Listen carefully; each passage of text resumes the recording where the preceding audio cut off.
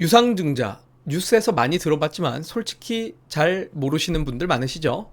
오늘 가장 쉽고 가장 기본적인 핵심만 설명드리겠습니다. 오늘 배운 것만으로도 유상증자 아는 척 충분히 가능하고 주식 투자할 때 대응 방법도 여러분들이 결정할 수 있습니다. 자, 유상증자라고 하면은 정말 주식 투자 하시는 분들이 주식 투자를 하면서 결국은 만나게 됩니다. 저는 이 유상증자를 안 만나신 분은 없는 것 같아요. 일반적으로는 이 유상증자라는 개념을 알고 접근하시는 분들보다는 주식 투자를 하다가 내 계좌에 신주 인수권이라는 것이 들어왔는데 이게 뭐지? 또는 문자를 받았는데 이게 뭐지? 내 계좌에 약간 R이라고 찍혀 있는데 이게 뭐지? 하면서 그때부터 이제 신주 인수권, 유상증자 뭐 이런 것들을 이제 하나하나씩 알게 되는데 최근 들어서 이제 뉴스를 보게 되면 삼성 SDI의 유상증자, 고려아연의 유상증자, 하나에어로스페이스의 유상증자 이런 뉴스들 또는 투자를 하시면서 아마 관련 종목에서도 보신 분들 많이 있으실 겁니다. 자, 이 유상증자라는 개념이 뭐냐? 이름 그대로를 풀이를 하면 새 주식을 발행해서 돈을 받고 자본금을 늘리는 것이다 라고 표현할 수가 있는데요. 자, 여기에 대해서 조금 어렵게 느껴진다면 쉽게 설명을 드리겠습니다. 회사의 가치는 변하지 않습니다. 시가총액은 그대로인데요. 시가총액은 그대로인 상태에서 자, 새 주식을 발행한다. 여기에 대해서 거부감을 느끼실 필요가 없고, 자, 시총이 예를 들어 이제 100억 원의 회사인데 주식이 발행된 주식이 예를 들어 100만 주 정도가 있다라고 할 경우, 자, 100억 원의 100만 주입니다. 회사의 가치는 이 100억에서 바뀌지가 않고요. 100억에서 100만 주가 지금 상장되어 있기 때문에 이 한 주당 가치는 얼마가 되죠? 바로 한 주당 가치는 10,000원이 됩니다.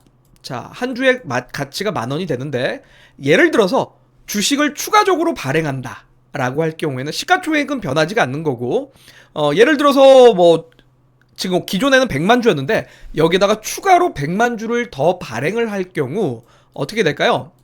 회사에 한 주식의 가치가 10,000원이었지만 주식 수를 추가로 더 발행을 했기 때문에 총 200만 주로 인해서 주당 가격이 어떻게 되겠습니까? 바로 5,000원으로 떨어지게 됩니다. 그래서 주식을 추가로 발행을 하게 되는 건데 이 주식을 추가로 발행한 것을 유상입니다. 유상. 한마디로 돈을 받고 그냥 무상으로 투자자들에게 주는 것이 아니라 돈을 받고 새 주식을 주겠다라는 의미라고 보면 됩니다. 한마디로 주주들은 돈을 내고 주식을 사야 되는 거죠. 어떻게 보면 추가 매수와 똑같은 개념이고, 반대로 회사 입장에서는 주식을 발행해서 투자자들에게 팔죠. 팔기 때문에 그 돈을 자금 조달에 쓰게 됩니다.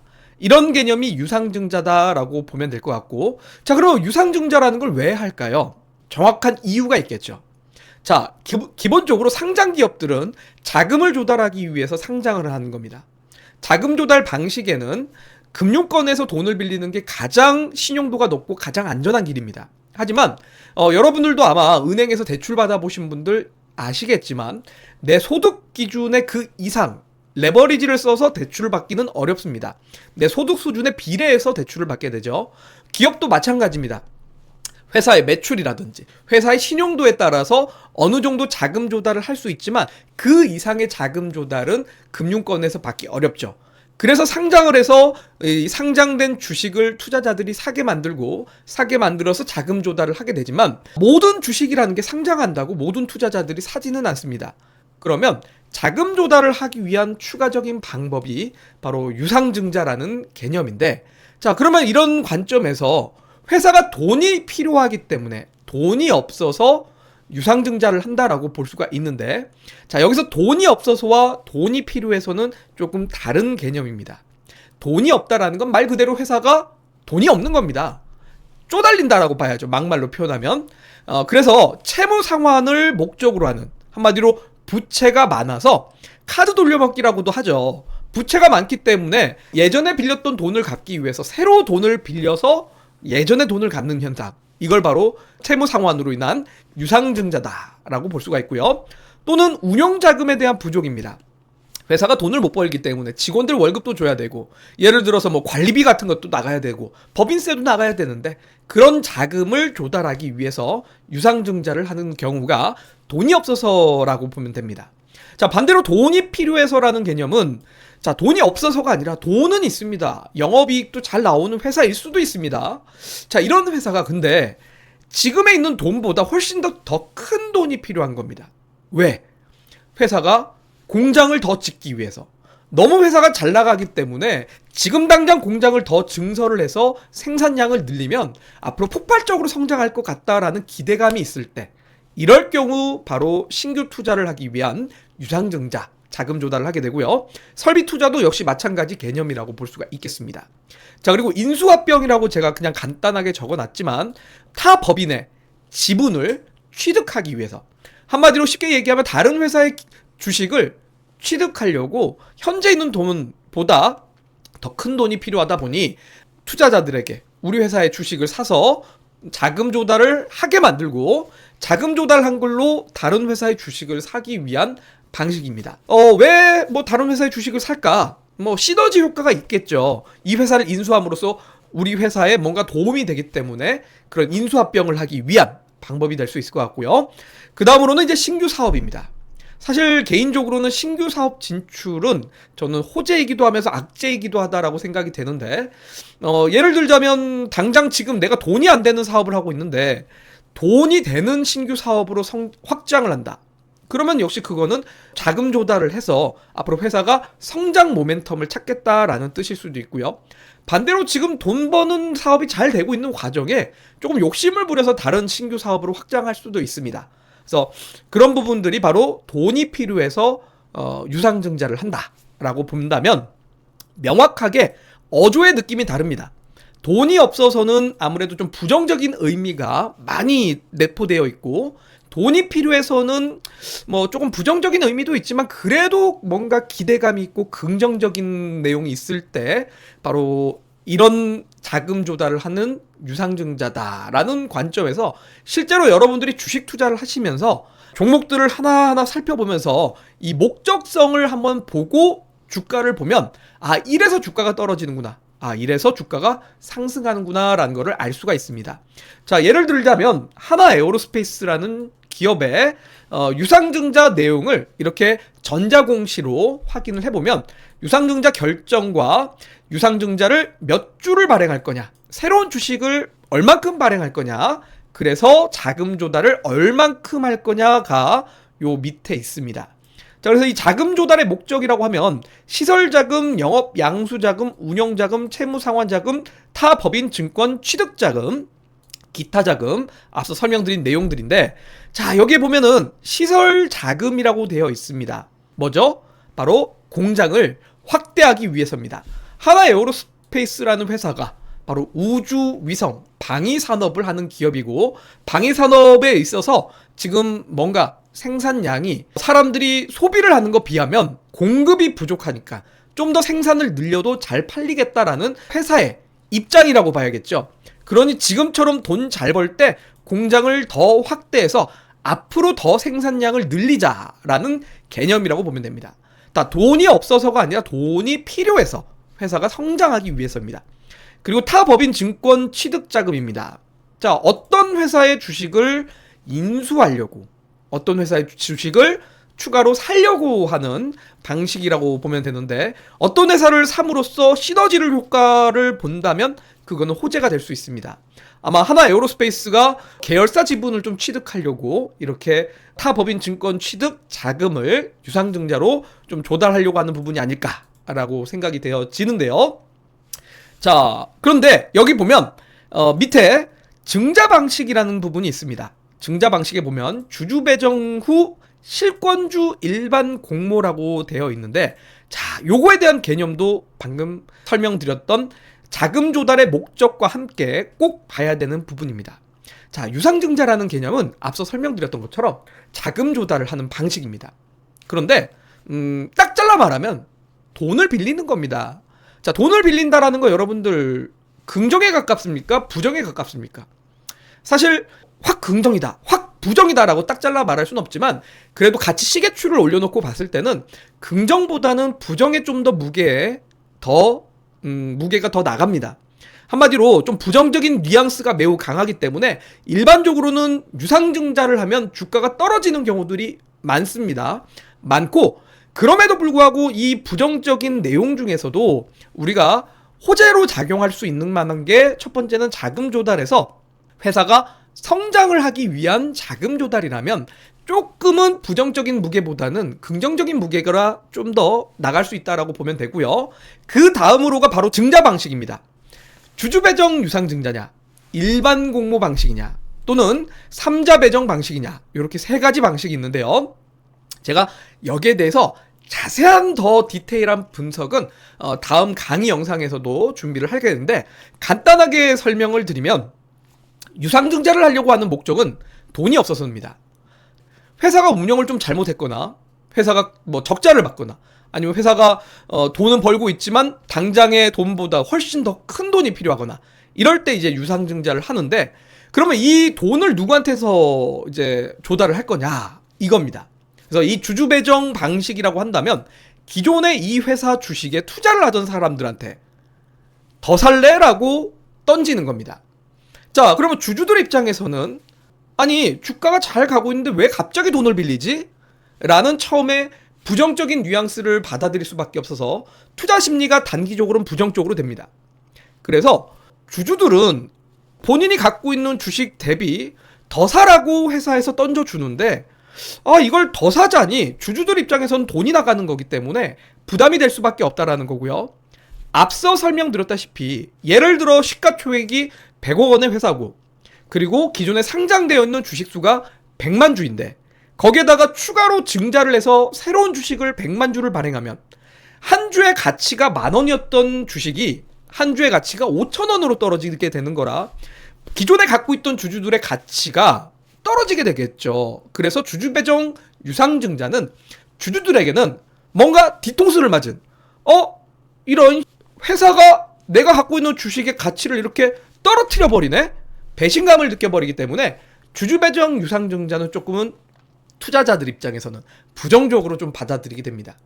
하지만 여기에 아까 얘기 드렸던 회사가 성장하기 위한 자금 조달을 목적으로 한다면 주주들 입장에서는 추가 매수 기회가 될 수 있어서, 사실 저는 주주배정 유상증자가 뉘앙스는 부정적이지만 조금 더 여러분들이 유상증자를 잘 분석하면 이게 호재로 작용할 수도 있다, 이렇게 보시면 될 것 같습니다. 그리고 일반적으로 주주배정을 한 다음에 주주들이 사고 남은 물량을 일반인들에게 팔게 되는데, 방금 봤던 주주배정 후 실권주 일반 공모 방식, 이게 바로 주주들에게 팔고 남은 물량을 그냥 일반인들에게도 기회를 준다. 그래서 일반 공모 방식은 우리 회사 주식을 안 갖고 있는 모든 사람들에게, 불특정 다수에게도 다 기회를 줄 테니 우리 회사 주식 돈 주고 사실 분, 한마디로 팔고 그 돈을 가지고 자금 조달을 하는 방식입니다. 자, 뭔가 일반 공모 방식은 어떤 뉘앙스가 느껴집니까, 여러분들? 주주 배정에서 팔고 남은 겁니다. 주주들에게 뭔가 호재로 받아들였다면 주주들이 이미 다 샀을 겁니다. 그런데 주주들이 뭔가 부정적으로 받아들였다면 주주 배정 후에 남은 물량이 많을 거고 그 떨이를 하는 거죠. 어떻게 보면 회사는 돈을 마련해야 되니까 그냥 아무에게나 우리 회사 주식을 사주세요라고 하는 뉘앙스라고 볼 수 있겠습니다. 그러니 부정적으로 받아들이게 돼서 보통 일반 공모 방식이 나오게 되면 주가는 떨어지는 확률이 상대적으로는 매우 높습니다. 그런데 여기서 제3자 배정이라는 게 있습니다. 자, 주주 배정과 일반 공모와 전혀 다른 제3자입니다. 특정 누군가에게 파는 겁니다. 특정 어떤 기업에다가 파는 겁니다. 우리 회사 주식을. 자, 그러면 누군가라는 건 목적성을 갖고 있는 사람일 겁니다. 또는 기업일 겁니다. 여기에 제3자 특정인이 만약에 유명인이라면, 뭐 글쎄요, 우리나라로 치면은 MBK 파트너스의 김병주 회장이 예를 들어 이 회사에 제3자 유상증자에 참여한다 라는 내용이 나오면 어떻게 될까요? 특정 유명인이 산다라는 건 이 회사에 뭔가 있기 때문에, 이 회사에 무언가를 받기 때문에, 또는 이 회사를 인수하기 위한 부분이 될 수 있기 때문에, 어떤 회사에서 이 기업의 3자 배정 유상증자에 참여를 한다. 그 회사가 이 회사를 인수할 적대적 M&A 하기 위한 방식일 수도 있다 보니 주주 배정이나 일반 공모보다는 제3자 배정을 보통 호재로들 좀 받아들이게 됩니다.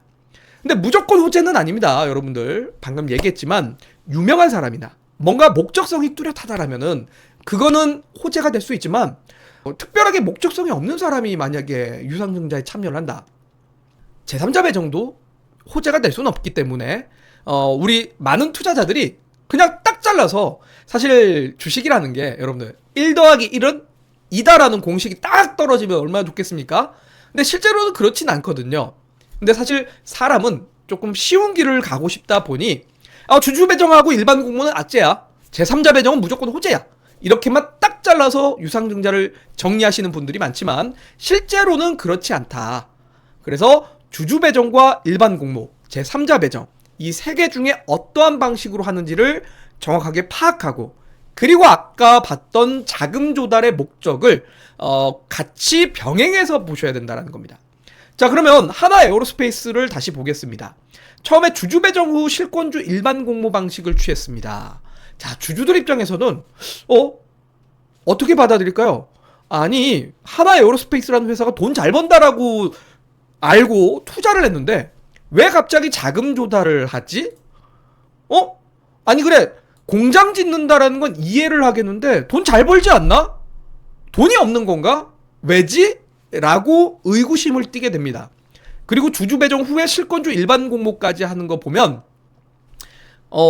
주주들한테도 안 팔리고 결국 일반인들에게, 불특정 다수에게까지도 어떻게든 팔아서 돈을 마련하겠구나 라고 받아들이다 보니까 부정적으로 좀 받아들이게 됩니다.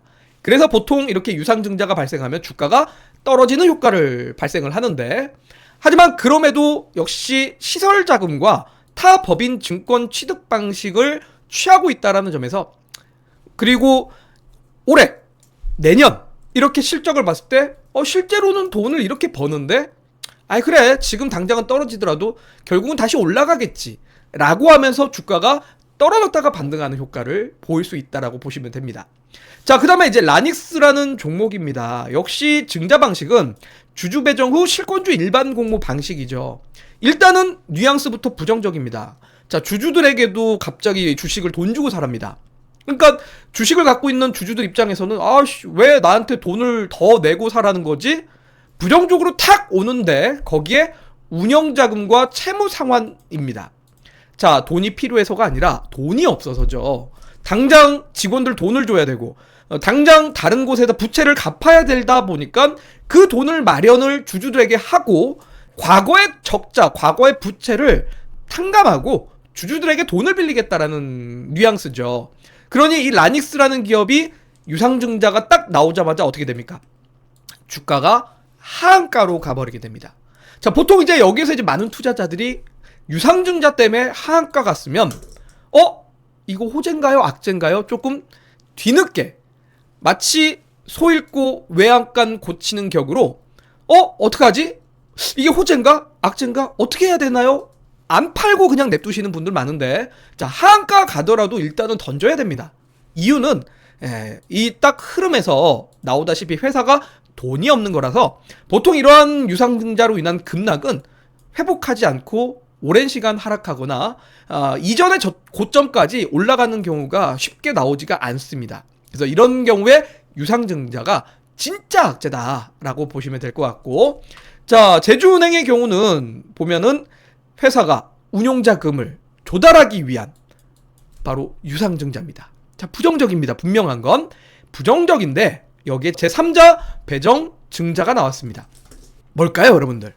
누군가가 이 회사를 인수하기 위한 특정 기업이 참여를 한 거고, 결국은 회사가 돈이 없는 가운데서 그 돈이 없으니 인수하기가 딱 쉬운 매물이 된 상황이죠. 그런데 제3자 배정 유상증자가 나왔기 때문에 보통 이럴 때는 주가가 단기로 급등을 좀 하는 성향을 갖게 되고, 실제로 이 이후에 2025년 4월 18일 이후로부터는 주가가 단기 급등을 하기도 했습니다.